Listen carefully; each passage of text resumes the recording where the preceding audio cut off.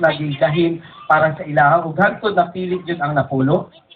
Yes, prior to the selection of the finalists for the Rolly project, we have the series of exams such as the IQ test, the emotional test, and after which they have undergone series of challenges. We have physical challenges from 911, Holiday Gym and Spa, and from the Task Force Davao. And we also have immersions and effective writing challenges. And lastly, we have the hosting for the Pasko Fiesta sa Davao 2007.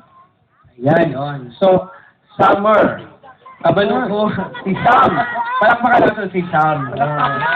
Si Sam, nga siya din niya isip nag-represent sa kauban nato kay Itsuna na itong mga tausog. Correct? Ayan, mga Itsuna itong tausog. Assalamualaikum. Hello guys, assalamualaikum.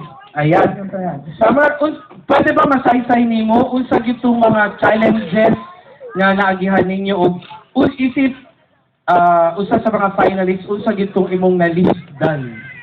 Ang the best part of the Rudy project, at the same time pinakalisod ko siya, is when we had the task force challenge.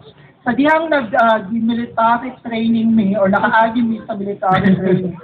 So, kapoy kayo, Kuya Oka. Tapos, Unsay nahitabo dito?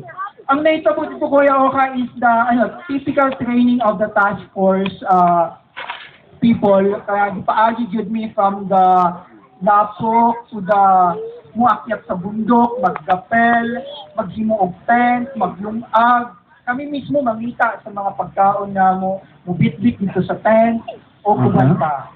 O unsa ang imong mga nagtun-an dito sa maong challenges sa Ang natunan na ako sa challenge ay dili ta dapat kita mismo na mga ordinaryong mga kabatanunan dapat kay baluta mo appreciate sa ginahimo sa atong government nga muhatag og mga tao nga mugbantay sa atong kahusayan sa atong dakbayan sama sa Task Force Davao.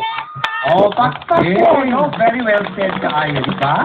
Yes, Sam. Ug syempre, unsa imong gustong mensahe ihatag sa ilaha, labi na ato mga batanon nga naa dinhi, imo ba silang awhagon nga mosalmot usab sa Rodi project? Labi na kato mga batanon nga mga tao. So, kung bisag dili tao, so kato mga batanong mga Muslim.